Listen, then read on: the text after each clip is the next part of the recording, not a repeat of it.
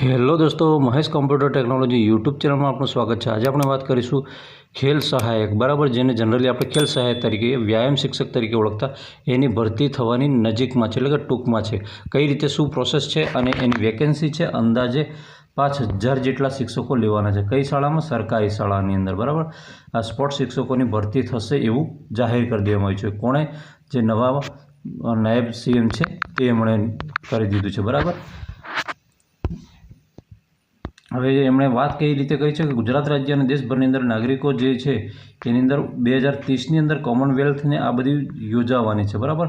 એ ગેમનો આતુરતાથી આખું વર્લ્ડ છે એ દુનિયા એની રાહ જોઈ રહ્યું છે। ત્યાં આપણે દેખવા જઈએ એની તડામાર તૈયારી થઈ રહી છે। ત્યારે ગુજરાત રાજ્યની અંદર શિક્ષણ વિભાગ દ્વારા સરકારી પ્રાથમિક શાળાઓમાં મિત્રો સરકારી પ્રાથમિક શાળામાં આ શિક્ષકોની ભરતી થવાની છે। મતલબ માધ્યમિક 9 થી 12 છે એની અંદર નથી થવાની એવું સમજી લેવાનું ના હોય। એના માટે પણ અલગ પ્રોસિજર કરવામાં આવશે, એટલે કે અલગથી રજૂઆત કરવામાં આવશે, બરાબર।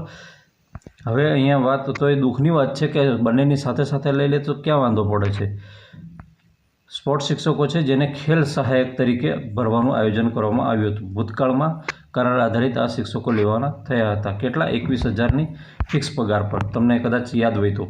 અને 3000થી વધુ જેટલી સંખ્યા ધરાવતા હોય એટલી સ્કૂલોની અંદર જ્યાં પણ સંખ્યામાં 300 જેટલા બાળકો હોય અને એટલી વેકેન્સી હોય એવી જ સ્કૂલમાં જ આ સ્પોર્ટ્સ શિક્ષક છે એ અંદર પોસ્ટિંગ આપવાની રહેશે। એવી કેટલી સ્કૂલો હતી? તો અંદર 1450 જેટલી, એટલે અંદાજે માન લો ને 1500 જેટલી સમથિંગ એટલી જ જગ્યાની અંદર આ શિક્ષકોની ભરતી કરવામાં આવી હતી। થયું શું હતું ખબર છે મિત્રો?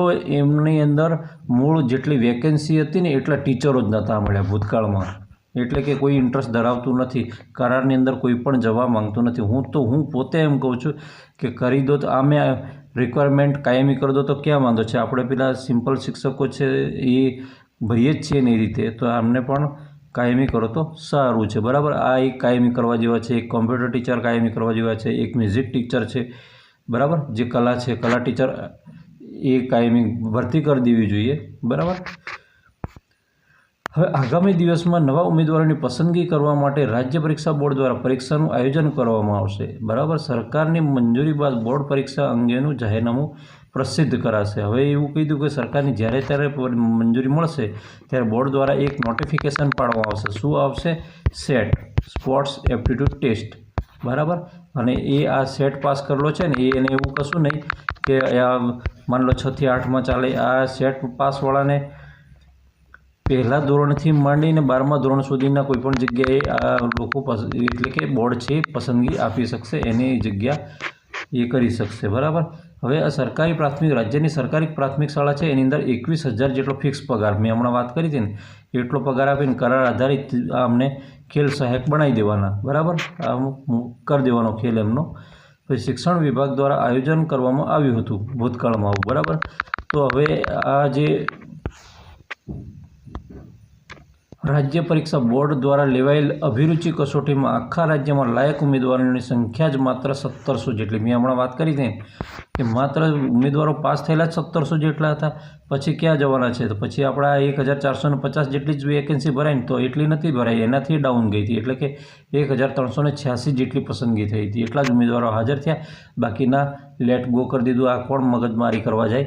અને જે સ્પોર્ટ્સમાં પાવરફુલ હોય છે, આ પ્રકારના ઉમેદવારો હોય છે એ પોલીસની ભરતીની અંદર આરામથી આવી જતા હોય છે, એમને મેદાન પાસ કરવાની કોઈ જરૂર હોતી નથી, એટલા બધા કેપેબલ માણસો હોય છે, બરાબર। તો એટલે એ ત્યાં જતા રહેતા હોય છે, જેની સામે 5000થી વધુ જગ્યા ભરવાનું આયોજન કરાયું હતું। એટલે કે હવે બાકી રહેલી કેટલી જગ્યાઓ અંદાજે ભરાશે? તો 3000 સમથિંગ 500 જેટલી વેકેન્સી આવશે। ઓકે મિત્રો, વિડીયો ગમે તો વિડીયોને લાઇક કરજો, ચેનલ પર નવા છે ચેનલને સબસ્ક્રાઈબ કરજો, અને હા, તમે જેટલો સપોર્ટ કરશો આપણે આ બને તો કાયમી ભરતી થાય એવી આશા રાખીએ છીએ। જય હિન્દ।